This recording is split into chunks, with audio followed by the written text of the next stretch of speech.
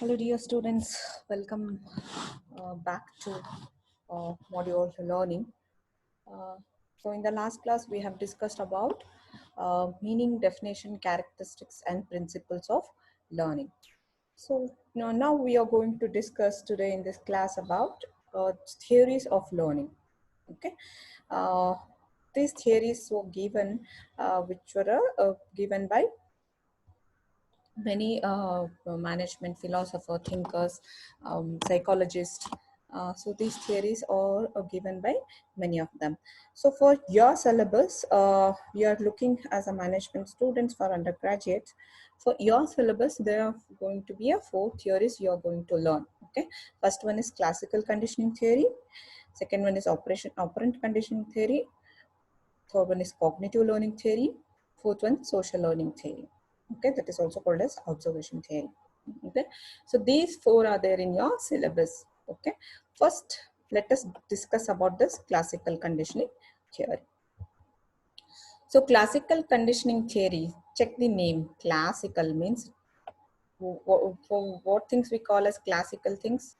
Okay, classical things we call it as some old theory which is widely accepted theory which has become a fundamental for something, that for that thing we call as a classical. Okay, so conditioning, you know the meaning of conditioning, right? So classical conditioning theory means it is a fundamental theory given by a Russian psychologist whose name is Ivan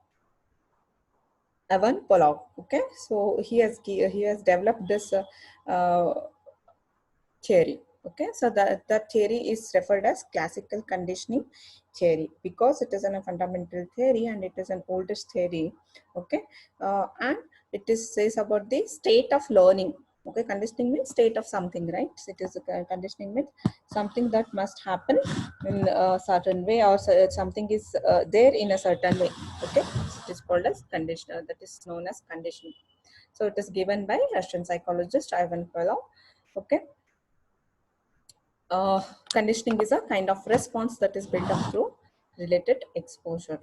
Okay, so before going to discuss about this conditioning theory, it is a part of conditioning theories. I have given some abbreviations here. Whenever I'm using S, it is a stimulus. I'm referring, S is referred for stimulus, R is referred for response. Okay, UCS means unconditional stimulus. Unconditional stimulus. UCR means unconditional response. Okay. NS means neutral stimulus. NR means neutral response. CS means conditional stimulus. CR means conditional response. Okay. So you might be getting confused by seeing this, what she is talking about. So just glance I've given before discussing this, that is that whenever I say yes, you must say the stimulus. Think about stimulus. When I say UCR means unconditional, C means conditional, UC means unconditional, S means stimulus, R means response, like that. That's it. Okay, let us go to the conditioning theories. So this conditioning theories takes place in 3 stages. Okay, this conditioning theory, classical conditioning theory, will be explained and taken place in the 3 stages. What Ivan Polov has done, he has conducted this experiment. He has conducted an experiments to record the stimulus and response. Okay, of by using the animal dog. Okay, Ivan Palau, a Russian psychologist, by using the dog, he has experimented things to understand the learning. Okay, how the learning can be conditioned. Okay, how learning can be built through repeated experience. Okay, by repeating the some experience, how learning can take place. Okay, let us discuss the first stage now. Okay, so I have given here classical conditioning theory, before conditioning first stage, during conditioning second stage, after conditioning third stage. Okay, let us discuss the first stage. Here it is a bowl of food which is given here. Okay, this is food. Okay, so food is here. So it is called as unconditional stimulus. Okay. Here dog is salivating. If you see, this drops are dog's saliva. Okay, right? So in the first slide, if you check, stimulus means I have given food, right? Here food, I have given food. Response means saliva. Okay.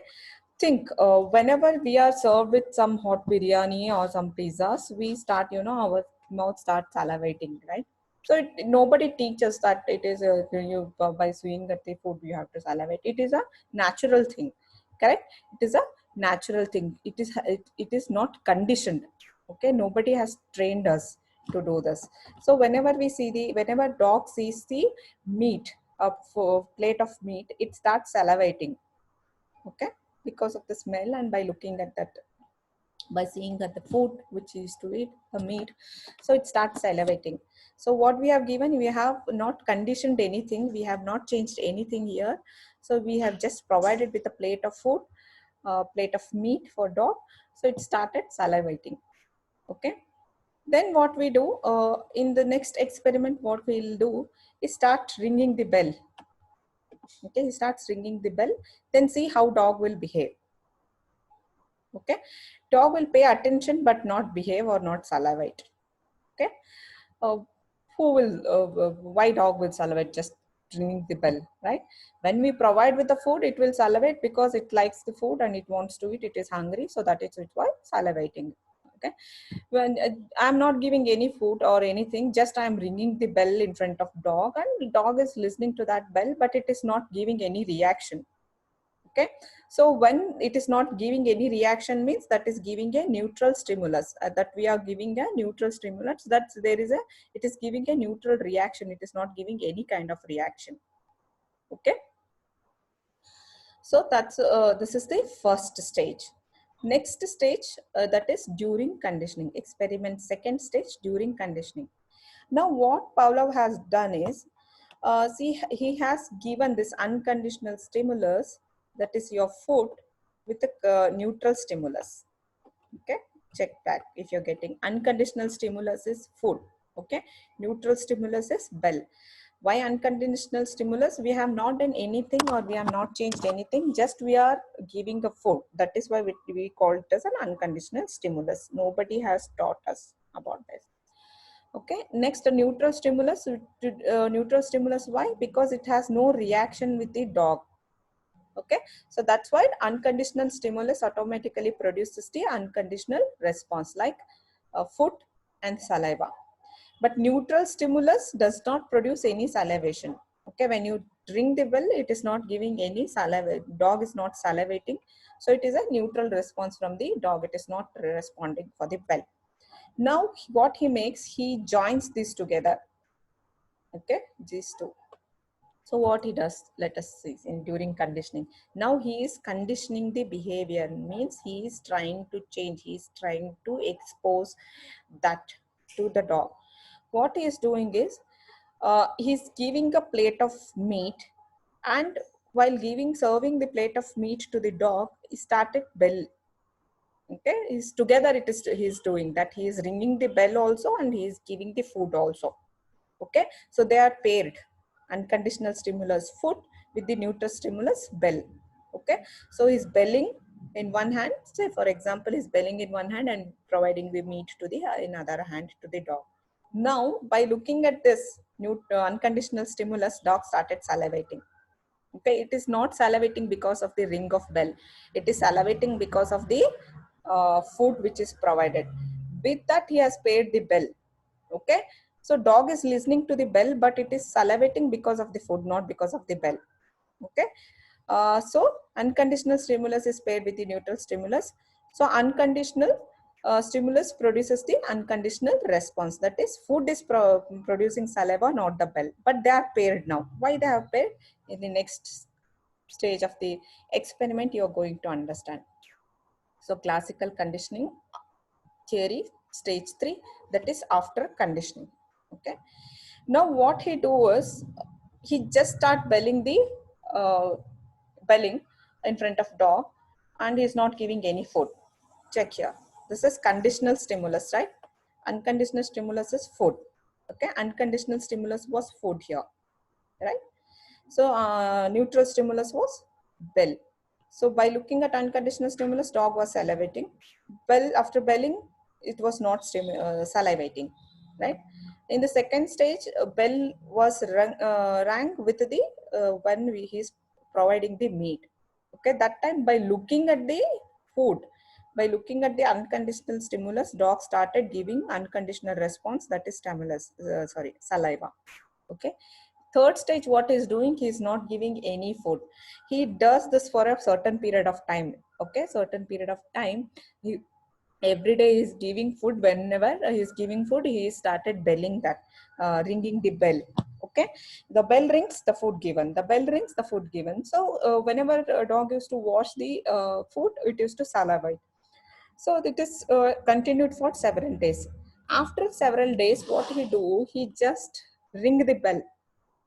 Okay, see here. So what he is doing, is just conditional stimulus. It has become now neutral. The bell has turned here. It was a neutral stimulus we are calling, right? Here we are calling it as a neutral stimulus because it did not have any response from the dog. Now that bell has become, when we have paid with the food, now bell has turned to a conditional stimulus now. Okay, we have intentionally provided bell every time with the food, because to condition the brain of dog to salivate. Okay, what the brain will do now, whenever it, okay, whenever the Pavlov ringed the bell, the dog started salivating. Okay, so it has become a conditional stimulus. So conditional stimulus to get the conditional response. Okay, so we have changed its behavior. It has learned whenever a bell is ringing, so my food is coming, right? Because he has paid here, right? Food with the bell. That's what whenever the bell is ringing, the dog starts thinking that, oh, the bell is start the ringing, then my owner is providing with the food. So it starts salivating. So that's what you are given. Neutral stimulus is now the conditional stimulus, correct? Bell was a neutral stimulus because dog was not reacting anything, not salivating, but it was listening to the bell. When that neutral stimulus was combined with the food in the second stage, okay, then it has become a conditional stimulus. Whenever the bell is ringing, the dog is thinking that my food is getting, I'm getting my food to eat. So that's what it has become a conditional stimulus, which will give you the conditional response. You have changed the response. That just looking at the food, dog is to salivate in the first stage. Second stage, you have combined the food and the bell, then dog is to salivate. Now, by just listening to the bell, dog started salivating. That we have modified it to a condition. We have conditioned it, learned, conditioned its thinking. So that's why it is learned. So whenever the bell is ringing, so my food is coming, like that. So which is similar to the unconditional response which is provided by the dog. Okay, so this is the three-stage theory. I'm going to repeat it in a shorter form. First, we are going to give a unconditional stimulus, food to the dog. Dog is salivating. The saliva is unconditional response. Next, we are providing a bell. We are ringing a bell. That experimenter had rang the bell. So it is a neutral stimulus. The dog has not salivated. In the next stage, what he has done, he has paid the food with the bell, that is unconditional stimulus with the neutral stimulus. By looking at the food, dog started, that is by looking at the unconditional stimulus, dog started giving the unconditional response. Okay, in the third stage, what he's doing is he's just ringing the bell. He modified the neutral stimulus to a conditional stimulus to get the conditional response. That response of salivation here has modified by ringing the bell. Okay, this is the summary, which is like the dog has become classically conditioned to salivate, to respond to the sound of bell, that whenever the bell is ringing, I'm going to get the food. Okay, so it is seen that learning can take place amongst the animals based on stimulus. It is for the human being also same thing. Okay, in your school, if you remember, one bell rings means it is a long bell. Everybody should gather to the assembly. Then you go to the classes. First bell, only tongue means one period is over. Now madam will go and another sir will come. Two bells, second period is over. Okay. When it starts again, long bell means you all run out of the classroom, that your lunch time. You have, this is how your school bell has conditioned your mind to you have learned, conditioned your mind that whenever the long bell happen, then it is a break time. Okay. The longest bell means you have to run to your houses. That is the conditioned response of your mind, which is used to give in the schools. Okay. The study was undoubtedly single most famous study ever conducted in behavioral science. That is why it is called as classical conditioning. It was a major breakthrough, had a lasting impact understanding learning. Okay, so it is one of the fundamental theories which is given by a psychologist. Okay, so why we are learning psychological theory? Because we are learning behavior. Behavior is related to psychology of a human. So human is a part of any organization. So you are studying organizational behavior. That's why you are learning the psychology. Okay, so this is, if you application apply it to the organization, I would just want to give an example. In organization, if in a factory premises where the production activity is taking places, any administrative officer or like a manager or assistant manager is coming to visit the factory where production is taking place. So what they do, they'll they'll be informed that tomorrow is a visit from manager to the factory premises. Then all workers will come at the time. They start in a uniform, so they behave well. They'll not take the break for the particular day, and every premises will be kept clean. So what it is a classical conditioning that whenever the visit is going to happen, then we have to clean it. Okay, if you practice this every time, if the manager is start going to come every week, means what we will do, every week you start to keep yourself clean.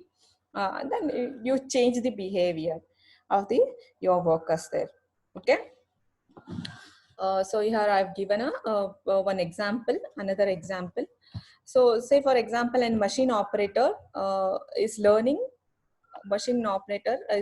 to newly perform with the newly installed warning system. There is a machine operator in a factory. One new machine has come to your factory. So he's learning how to work with the um, dish machines warning system. Whenever some accident or some uncertainty happens, some breakdown happens, that time how to use this warning system. Okay, what you do after sorry, after getting any machines, what we do is we give a training to the workers that how to operate that machine, how to activate the alarm system, how to start the machine,